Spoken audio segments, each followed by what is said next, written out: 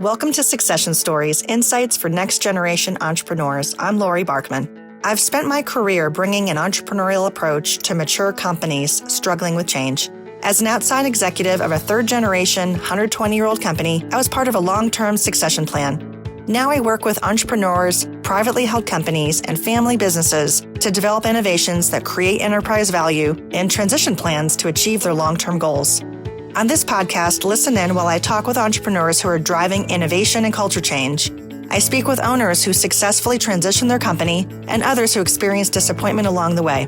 Guests also include experts in multi-generational businesses and entrepreneurship.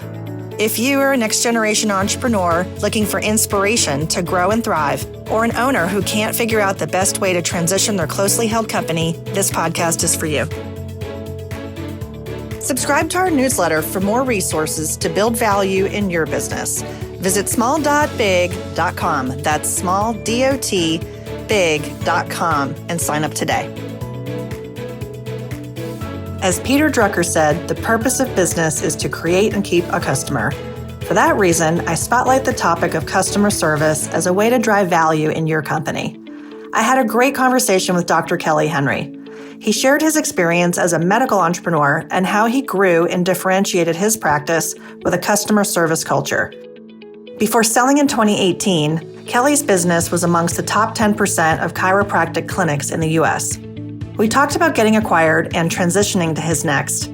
Kelly now coaches business owners how to ignite their enthusiasm for exceptional customer service to improve the bottom line of your business. Dr. Kelly Henry, welcome to Succession Stories. It's so great to be with you. And I wanted to tell the listeners first, because this episode's a little bit different. I don't usually get to speak with someone who has built their practice, medical practice, and sold it, and then is here to not only reflect on that, but to reflect on one of the core aspects that's so important to creating enterprise value, which is customer service and the value of what that brings to a company. So Dr. Kelly Henry, thanks so much for joining me today. It's great to have you. Thank you, Laurie. I appreciate the opportunity. Great to be here. Why don't we start with you telling us a bit about your background and what inspired you to go into the medical profession? Well, to be honest with you, it's completely selfish why I moved into the medical profession, i.e. chiropractic. We had a family friend when I was in high school that was a chiropractor, and got to know them pretty well through our church. And he was very successful. He had the boat, he had the lake house, he had snowmobiles. And so that really piqued my interest on, hey, this guy's doing all right. Maybe I should look into this and move that direction. So ultimately, that's what started me on that focus and moving that way. Did you come from a family of doctors or anything like that? I did not. My dad worked for the FAA his entire career, and my mom was a homemaker. She sold real estate and did taxes for people, ran her business that way. But no one in my family, either side, had any kind of medical background as far as their occupation. So you became a chiropractor eventually. And where'd you grow up? We should probably... I grew up in Colorado, just outside of Denver. So yes. Beautiful place. Beautiful place. I've Absolutely, skied there many times. Amen. So you were a chiropractor. Tell me about that. Did you work with other doctors in their practice? I did initially. Got out of school, moved my family to Phoenix. So I graduated from chiropractic school in Dallas, where I live now. That's why I fell in love with Dallas when I was here at school and always wanted to get back. And that's where I moved back to a couple of years ago. But when I graduated chiropractic school in the late 90s, moved to Phoenix, worked in a facility with other chiropractors. I was gung-ho to open a practice or to build my practice, to make my millions and to just change the world. And you can probably imagine what happened. That did not work out. It was a eye-opening experience, an utter failure in sense of making money and building a successful business. But it laid a foundation because I was able to learn from the other doctors in this facility. So there were 6 doctors in a common facility. We each had our own practices, and I was able to learn and understand the basics of business from working with these doctors. And a couple of them had been in business for 20 plus years. So it was a tremendous learning experience for me there. It also gave me the ability Or once I became successful, I could look back at that and appreciate being successful from when we were scraping by and having to rely on just hardly making any money and having to rely on handouts from family a few times. So that was a difficult time, but also I could look back and see, hey, this is what ultimately was a stepping stone to my success later on. Yeah, it's interesting for perspective because as a medical professional, your experience is not only in serving patients, but then you were also learning how to run a practice. And over time, I'm assuming you got exposed to the business side. I mean, it's essentially a small business, right? But it's got its nuances with certainly, caring for patients, regulations and insurance and all of that stuff. So when you talked about mentorship, which is fantastic, how did you learn the business side of a medical profession? Well, like you said, the mentorship laid the good foundation for me.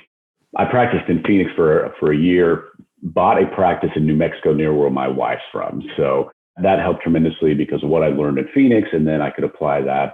I had instant patients. I bought a practice out from a retiring chiropractor that didn't really have much left, but it gave me some instant patients, to get some income rolling. So that was great. Initially it was trial and error. Let's do this. Does this work? Let's do this work. And it was pretty haphazard. What really narrowed down my thinking was when I finally hired a business coach about 4 years into that particular practice. And what happened was I saw one of my buddies that I graduated chiropractic school with. He was doing quite well. Hey, how did this happen? What have you done to be able to be that much more successful? And he told me, hey, listen, I hired this company, these coaches, this consultant. You should do the same. And I did. And that's what really narrowed my focus in on the business aspects and but putting in processes to build your business properly. How many years had you been a doctor, out of medical school before you bought the clinic in Phoenix? Well, the clinic in Phoenix, I just went in and it was just start from scratch. So it was a year later that I was able to buy the practice in New Mexico. And then it was New Mexico. Another 3 years before I finally got the flick of hiring a coach and consultant to help me with the business aspects. So all in at that point, when you became the entrepreneur and the owner of that practice, you yourself were maybe out of med school. What was it, about 5 years or so? Well, just a little over a year by the time over a year. Yeah, by the time I bought the practice in New Mexico. Gotcha. So you were really on a steep learning curve. Curious about when you were deciding to buy that practice, what were some of if you reflect back, yes, I realize this is a while ago now, but what were some of the things that helped you evaluate the value of that clinic? And how did you know what to pay for it? Yeah, that was another learning experience and a steep curve there too.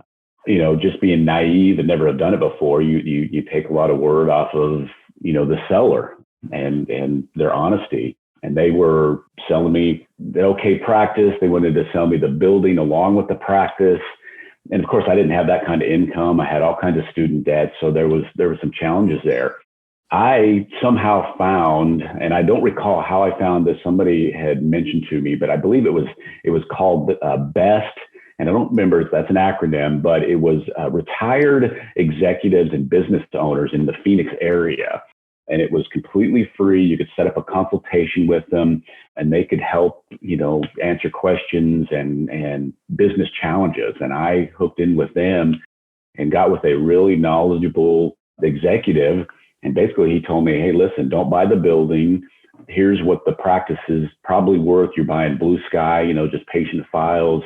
You need to go look at the equipment and evaluate it, as far as age and those type of things. And he really just gave me an outline of here's what you need to do.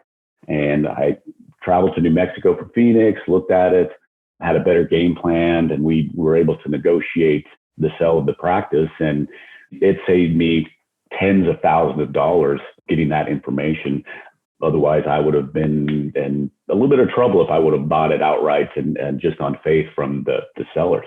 Yeah, no, it was great that you got that insight and advice. It sounds like it was really helpful to you to understand, the do's and don'ts. And that's important. I think some people don't always acknowledge they don't know what they don't know, and they dive in and the decision can either be great or they have regrets. So it's good that you didn't have regrets. So you found yourself in New Mexico. You're now going to build your practice. What was the area of focus once you took it over? You had some customer files, but where did you go from there? Well, main focus just start making some money. I had a young family at the time. We just needed to get some income going. So obviously I wanted to take care of those patients and do what I did. I made one tremendous decision that was very beneficial that I'm still working with today. And I made one very detrimental decision when I started that practice. So the great decision was this particular community in New Mexico, smaller community, a lot of the businesses were established for years, not a lot of competition. So their customer service was not great. And it didn't take long for us to be involved with certain companies and just tell that they could care less that you were doing business with them. You had to do business with them, and however they treated is how they treated you. And that bugged me. And so I just made a decision early on, within a few weeks of moving to this community, that, hey, my clinics were going to be different. We were going to treat my patients better. We were going to make them feel valued from day one. And so that really laid a great foundation for me. The big mistake I made was I just did what this chiropractor was doing. I was just doing the same procedures, the same billing, the same attitude as far as finances, as in, the patient paid whenever they wanted to. They came in whenever they wanted to, whether we got the billing out once a week or once a month. I kept one of his employees and these type of things. And it wasn't until I had hired my business coach that they're like, yeah, you're really not doing the right things as far as the business aspects of things. So there was a good and a bad there that kind of suffered through for several years before I finally got the coaching that I needed to help me refine and again, lay a better foundation. Can you give some examples? What were some of the red flags? Or did you find that patients would come once and not return? What were some of the examples that you can give of some of the metrics that you were seeing? The chiropractor that I bought out he was in his 60s, had been in practice for 35, 40 years, been a long time. A little different training that I had, and a lot different communication. He was well established in the the community, that type of thing. So that gave me an advantage because I still had a patient base. When I spoke with patients about health and doing certain things in a certain way, there was a lot of resistance there. So Dr. Aho, this other doctor, he didn't tell us to do that. He didn't tell me. He just come in when you're in pain or whatever the case may be. So there's a lot of resistance to me changing that dialogue and presenting that information. The other aspect of that was, hey, we need to pay a time of services. Well, the other doctor, I didn't have to pay a time of services. He let me, they just billed me and I paid whenever I wanted to, that type of thing. And there was a lot of resistance with that as well. So, and being young and naive and not having that information, it was just like, okay, well, I don't want to upset anybody. Let's just keep those old standards in place. And obviously I suffered through for several years having that mindset and those business practices. Yeah, that's a tough spot because you knew from a cash flow standpoint, the upfront billing was going to be best for your business. But you Absolutely. At the time probably didn't want to risk losing those clients, those patients, because you were trying to get the business off the ground. So I can understand that's kind of a catch-22. And it wasn't until you probably got the customer acquisition wheel turning that you were bringing in enough new clients that if some of the, from the previous doctor were ready to move on, then they weren't a fit for your new culture, that you had the confidence to say, hey, that's okay, let's part ways. Is that what happened? You pretty much nailed it on the head there. So, and that's exactly what happened. And a lot of it was through the customer culture that we established, the customer service culture we established, that we started helping the customer acquisition come into play. And as my reputation grew in town, we were able to create that flow of new patients, and that was great. In which we were able to change the culture. Once I did that, two things happened, and I've talked to a lot of business owners about this. But when we changed that culture, I kept patients that were they wanted to be there. They understood the benefits of chiropractic and getting healthier. They paid on time, and they took care of business, so to speak. And I eliminated those patients that, just kind of had that old mentality from the old doctor. And I lost, probably not a third, maybe a quarter of my business that way. But ultimately that helped me skyrocket my growth, getting rid of that, that bottom quarter that I was having to deal with. It's kind of the 80-20 rule. I was spending more time on that 20% or on the, I was spending more time on that 20% of people and just not making the impact I wanted to and the income out of them. So it's okay to let those kind of customers go and focus your attention on the ones that are going to have the greatest impact and the greatest growth and the greatest profit for you.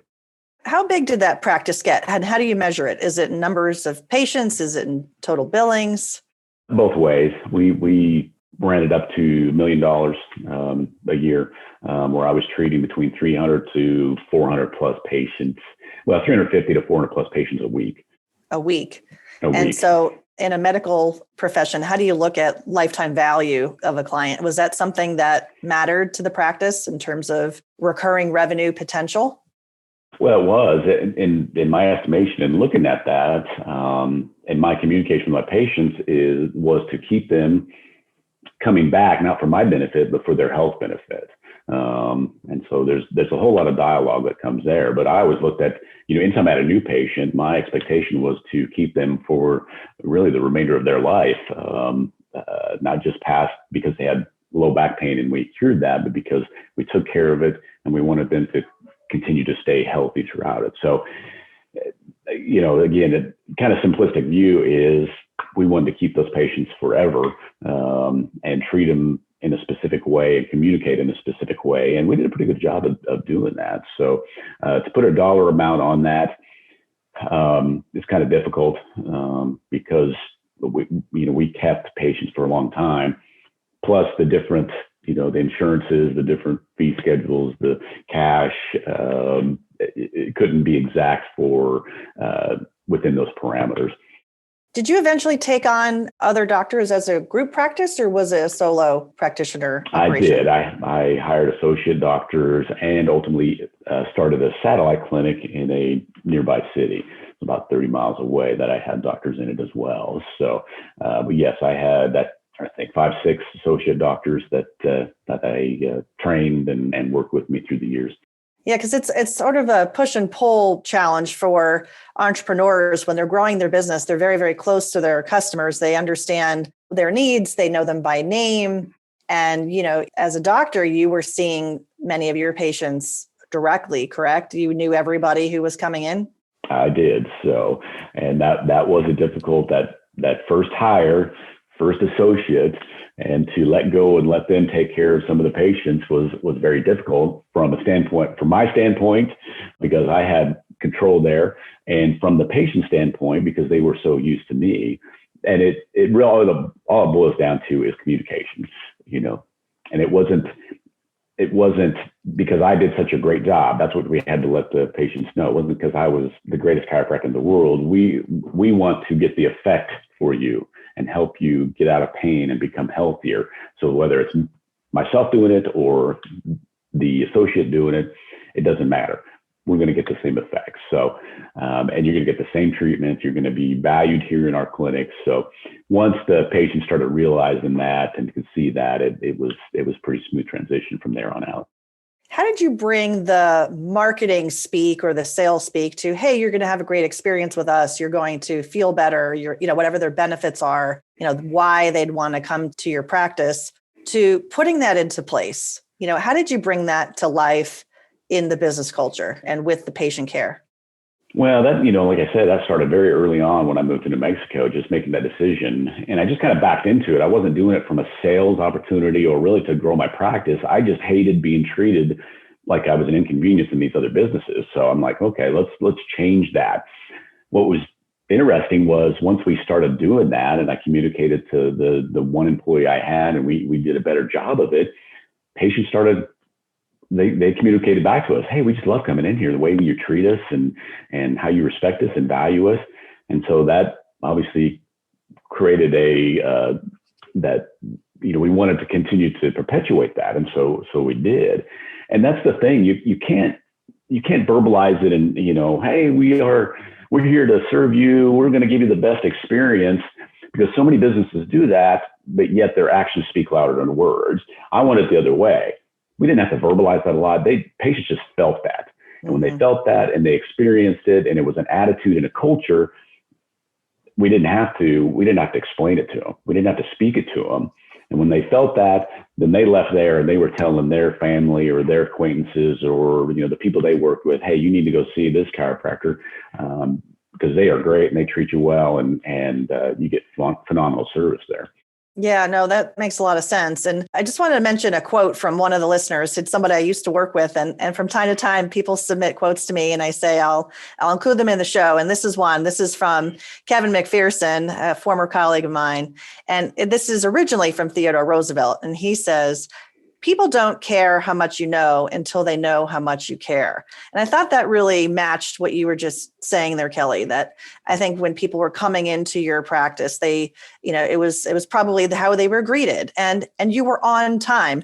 It drives my husband absolutely insane when he goes to a doctor's office and they make him wait. And he's thinking, is their time more valuable than mine? It sends the wrong message. It does. So obviously no one's trying to be late. It just maybe there's inefficiencies or there's, something going wrong on the backside. But I think for all those aspects, and for listeners who are thinking, oh, well, I don't have a medical practice, I can't relate. Well, we probably can relate that everyone's got experiences where they walk in somewhere and maybe there's a grumpy, greeting or no greeting, right? There's no eye contact. And I'm guessing in your practice, that was not the case. You're correct. And what I coach businesses on is having a bookend for the experience, meaning when a client, customer, patient walks into a business, to have that eye contact, to have that welcome, hey, great to see you. We're glad you're here. That type of situation. I call that being overly friendly, an immediate acknowledgement of that customer, that consumer. But equally as important is having a great farewell and acknowledgement when that customer is leaving the business at the end of the transaction, because ultimately that's more than likely what they're going to remember. And a lot of businesses fall flat on the other side of things. So yeah, they do a great job of acknowledgement on the front side, but then they kind of fall flat on the back end of things. And again, that's the impression that the consumer will take away often, more than the friendly beginning. Well, let's finish this growth story for how you grew your practices. And I think I saw a statistic somewhere that you were the top 10% of chiropractic practices in the country. Is that accurate? It is, by volume, patient load, and by collections. So, which is incredible. And that was a 20-year story, right? That played out over some years. It wasn't overnight. But ultimately, you sold your practice. Is that correct? That is correct, in 2018. In 2018. Yeah. So I wanted to chat a bit about that. What was the process like to sell your clinics? Because at this point, how many clinics did you have? I had 2 clinics that I sold. Okay. Yeah. Okay. So how long did the process take? What was involved? And, we'll just talk a bit about it. One question the listeners may have is why, if I was that successful in practice, why would I sell out? So I want to address that real quick. I mentioned earlier that I bought a chiropractor out near where my wife grew up and started that practice. Again, older gentleman in his 60s, great chiropractor, but he basically got past his prime. So he really didn't have anything left for me to buy from him. Several years later, I bought another chiropractor out in that same community and the same situation. In his 60s, didn't have much left.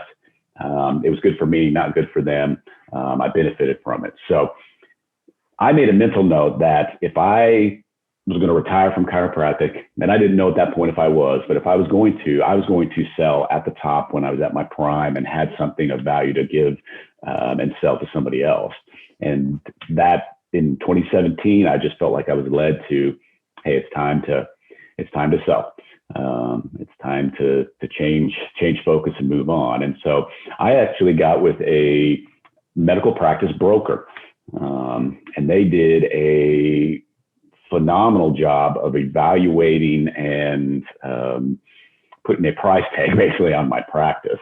And, it was all kinds of information. It was documentation. It was tax returns. It was, to the nth degree. So they knew exactly what I had and what I was offering.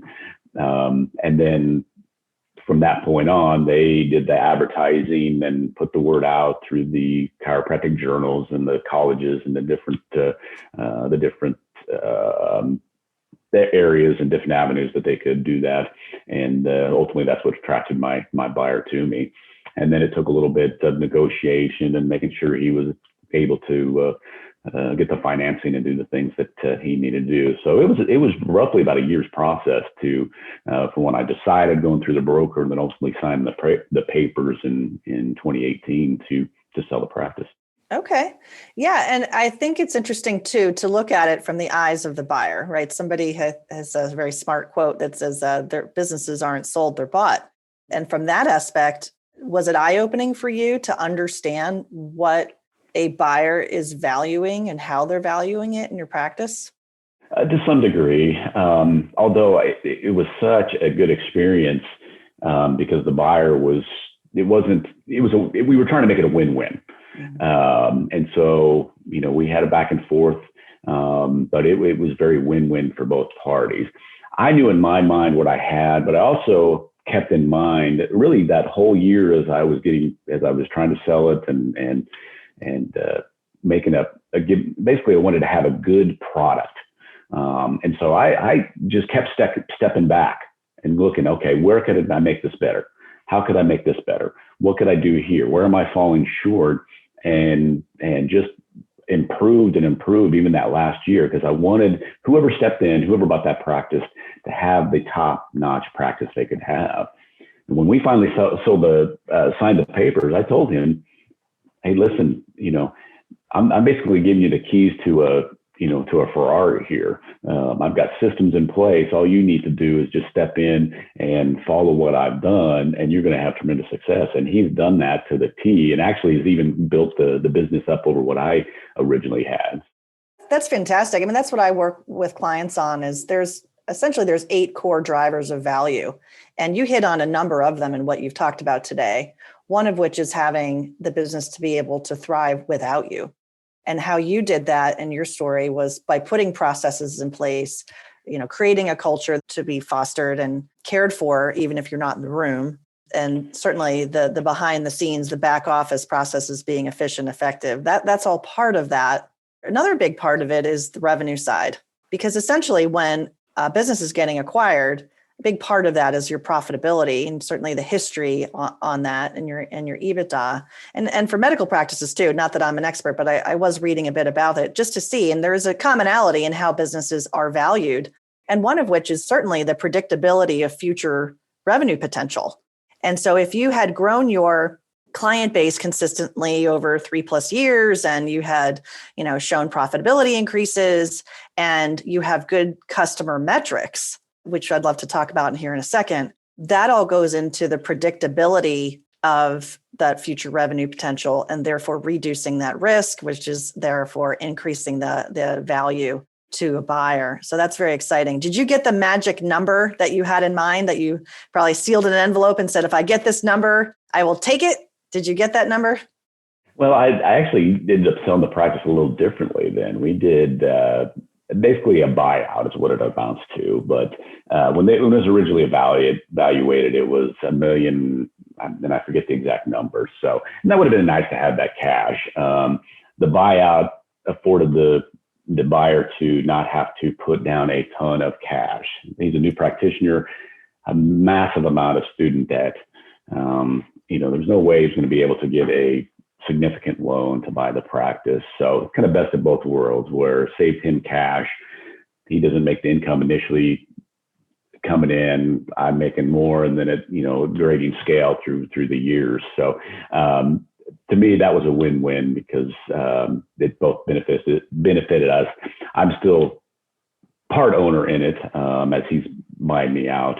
And so it still gives me, I still do some management. I still train the staff. I still work with him to make sure we're still on top of things and keeping things running as smoothly as possible. Okay. Yeah. Some people might position that as an earnout. Might we call it an earnout? Exactly. So that's the proper term. That's great. And that's a win-win, and that's what matters. Absolutely. And so in that process of transitioning your role from day to day and primary owner to partial owner and more of a, almost like a coach and mentor to the new owner, certainly with an equity stake and an interest in their performance. What does that mean to you in that transition? How did you think about that? Did you feel like you were really ready for what that meant, or was there kind of a feeling of loss along the way? There was definitely a feeling of loss. Fortunately, the broker that we had worked with, he'd done, hundreds of these. So he gave us an outline of, okay, here's what you need to do. We let the patients know what was going on early on. A month or two before the practitioner who bought me out came into the practice, so I could answer questions and kind of soften the blow and do that. We did a 90-day transition from myself adjusting to him adjusting as we worked together in that. That day that we actually transitioned and said, okay, I'm done being the chiropractor here. I'll still be active. And at that time, we still lived in New Mexico near the practice. That day was pretty difficult. I thoroughly love taking care of patients. I love the communication with them. I love the interaction with them. I love to joke around with them.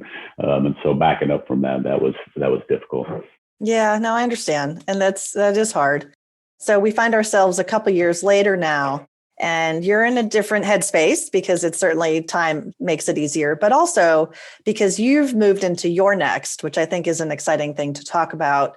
So let's jump into your next act career, which is as a customer service consultant and coach. How did you determine that path? That's a great question. Going back to when we moved to New Mexico, making that decision to become that my clinics would be customer centered and excel at customer service. Again, that started this journey of learning and implementing and putting into place. And I saw the impact of it in my practice. And so I always knew how well, one, I've seen, countless times, what we all do, just bad customer service all over the place. So I knew, hey, this helped me so much. I know I could help others with this. And then going back to being coached, I've been coached since 2003. I've had multiple business coaches. I've had personal coaches, speaking coaches, all kinds of coaches. I'm still being coached. And I knew the impact that had on my business and my life. So when I made this pivot, it was pretty easy to mesh the two. I want to be a coach and I want to coach in customer service because I knew the impact of both those arenas and those areas. Yeah. And that's something really important. You saw the value and Absolutely. Wanting to bring that value to other people. There was a couple of great articles, and there are many, many out there, but certainly the big why. And I was sort of thinking about the big why in this conversation. And Harvard Business Review has some wonderful articles out there. One statistic I saw is that companies that really foster loyalty grow revenues about 2.5 times as fast as their industry competitors. And so certainly customer value can be a source of profitable growth. One of the things that I look to measure with clients is if they have any metrics around customer satisfaction or customer loyalty or likelihood to recommend. One of the key metrics that I like to use is the Net Promoter Score. And so no matter how an organization measures, I guess my point is it's important to measure. I worked in a very, very big company. We had a process where we were measuring quarterly across the whole company. So it was a very big effort. Now, I'm not saying quarterly is necessary, but certainly something quantifiable, especially if you're building your company to sell, which for you in your practice, ultimately, that's what you did. And there was data around, as we just talked about a moment earlier, about your customers and how they stayed with you and all those metrics. How do you start with a client to really understand and kind of quantify where they are today and help identify the gaps of where they could be in terms of their customer satisfaction metrics? Yeah, we do a extensive audit and just go through, and really just, I don't necessarily call it finding the holes, but that's what we ultimately end up doing, is finding the holes in their customer service culture is what it amounts to. Almost every business will wave their hand and say, oh yeah, we provide great customer service. almost every business has pieces of great customer service and what they do there, but it's not necessarily a culture. They have pieces and actions that they do that they say, okay, this qualifies us as saying we provide great customer service. And when you don't think you have a problem, there's no need to look for a cure. And so that's why we'll go through this audit and start finding, okay, here's where you're missing the boat. When you're missing the boat in customer service, you are not creating loyalty, you're losing customers, and obviously you're going to lose profitability. And so we're very careful of that and very detailed in working through an audit to find those deficiencies. Yeah, because it costs a company, about I think 5 to 10 times or greater to acquire a new customer than it is to retain a customer. Absolutely. 5 to 25 is the statistic I use, but yes, exactly. And they just don't see that. So many businesses are sales oriented, sales minded. And my goal is to shift them into, let's be more service minded, because if you're service minded, you will serve more. I mean, you will sell more. Yes, you need those sales. You need to acquire new customers, but the greatest growth comes from keeping those customers, retaining those customers, and that's where the growth and the profitability will exponentially come from. There's a statistic from Harvard Business School, and they did a study where if a company will just increase retention by 5%, it can lead to 25 to 95% increase in profits. And so that's the name of my program, is a 5% bump, and we try to push that retention rate up by 5% by changing the culture as far as customer service and creating more loyalty. Do you work with clients in any particular industry? Are these medical professionals, or are they really across any industry? It's across the board, any service-based industry. I have a passion for the medical side of things just because I speak their language. Obviously chiropractors, physical therapists they have a very similar business model in a lot of aspects. So I've had success working with them as well. But what I like about the medical side or helping the medical profession is, and this is what I saw in my own practice, is when you're taking care of a patient from a health standpoint, when you're providing great customer service, it actually can help the outcomes. So in a chiropractic sense, if we're making a patient feel valued and relaxing them and helping them feel more important, that's actually changing their physiology, which it made it easier for me as a chiropractor to take care of them. And ultimately it helped with our outcomes because we weren't treating them in a way that they didn't like, was tensing them up. They hated coming to my office. They were relaxed. They loved being there. And the body was able to heal itself a little bit quicker. So that leads into physical therapy and the other medical professions as well, if they are on top of their customer service game. Do you think that there's going to be changes in how companies need to think about customer loyalty and customer service given the pandemic, and how ultimately, whether it's face-to-face interactions or online interactions? I do. I think improving customer service is more important now than ever. And unfortunately, small businesses are dying off at a rapid rate right now, and I hate that.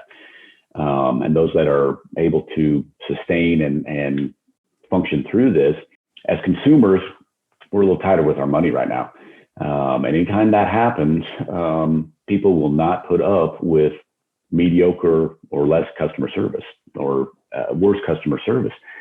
And so if you really want to make your business shine and continue to not only survive, but thrive, you really need to make this shift and get on board with this customer service improvement. Yeah. And I know a lot of companies are struggling with what is their next. And they've been changing their business model. They've been changing a lot of things. But one thing's for sure, people do want to continue to know that they are important to the companies they do business with. So regardless of that, I think our earlier quote from Teddy Roosevelt still very much holds. There's another quote that I wanted to share, which is from Peter Drucker. And he says, the purpose of business is to create and keep a customer, which I think very much falls in line with everything that we've talked about today. I love that quote. Yeah, it's a great quote. When you work with your clients today, any major mistakes, if we want to call it that, stand out to you as examples of what not to do?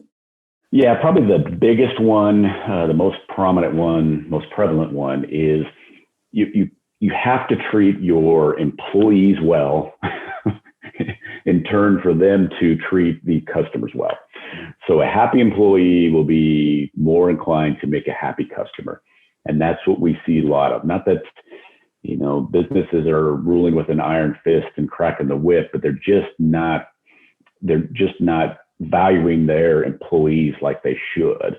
And that I didn't do that for several years in my practices. I looked at my employees as liabilities, and they were there just to collect a paycheck, doing the bare minimum. And my job was to correct every little mistake they made.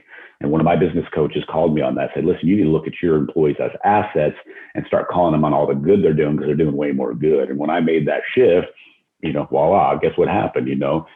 It increased our reputation for great service. Same thing with so many businesses. They just, again, it's not that they're terrible with their employees, but they could be a whole lot better. Look at them as assets, value them first, and then in turn let the employees value the customers. So that's a huge mistake a lot of businesses are making. Yeah, agreed. Where I've seen success is using, employee surveys, certainly, but having focus groups, having your finger on the pulse with your own teammates to their attitudes and how they feel. And the question I think that the Net Promoter Score, really gets to is the likelihood to recommend this service or business to a friend or colleague. And if you think about it in the same vein as being an employee, would you recommend this employer? Would you want to work here enough to recommend a friend or colleague to work there? And it's really the same question if you think about it, right? The 0 to 10 rating, exactly. And be able to quantify that and find who the promoters are, who the detractors are, and then who that net number. That's really the key, whether it's employees or customers. So I definitely work with my clients on that to try to quantify, and however we choose to do it, whether it's a simple one question or if it's something more complex like the Gallup polls utilize. There's some great tools out there to measure over time, because you want to establish this baseline. Like you're saying, you come into a new relationship with a client, you're going to do some triage. You're going to understand where are they now, right? As if they're walking into your clinic. You got to understand where are they now and where are those gaps, where are the pain points, and then where can they go from there, and establishing that roadmap. So that makes a lot of sense. Anything that I didn't ask you about, Kelly, that you want to share in terms of what you believe success factors to be and having a customer-oriented culture? Well, I like what you mentioned there. I'm very simplistic in my approach, really all along in my practices, and certainly what I'm doing now with my customers. I don't want to make this hard for them, so I'm very simplistic in applying the customer principles, the customer service principles, and those type of things. As far as the metrics to be measured, the three, and I got this from Jack Welch, the CEO of GE for many years. If you want to, the metrics that you need to follow are survey the customers, survey the employees, and then watch cash flow, and just follow those through. So that's always good.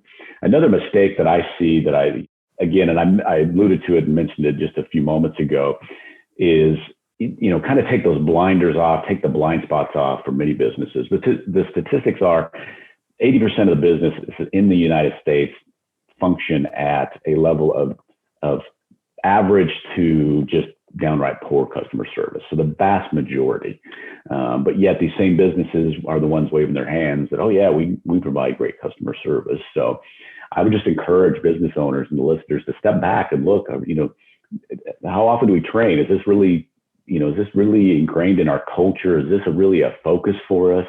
And step back and evaluate themselves, and see if this is really something that they're doing. Yeah, they champion that they are, but let's step back and look at it. And if you're not, then maybe it's time to take steps to shore that up, make a shift. There's no downside to improving customer service. No. There's no downside, because your customers, your consumers, your patients, clients, they're never going to stop wanting to be valued and feel important and feel special by doing business with you. And when you do that, all it leads is to creating relationships, creating bonds, creating loyalty, and creating greater business. So keep those things in mind. Yeah, that's a great, first step for companies that are thinking about this and wondering, how are they doing? And I know you value tools and tool sets, and you mentioned that earlier, and you've written a book about it and to help small business owners understand what they could be doing better. Do you want to tell us a little bit about the book? Absolutely. The book's entitled Define and Deliver Exceptional Customer Service. And going back to my simplistic mindset, that's what the book is about. It's just proven strategies to maximize profits.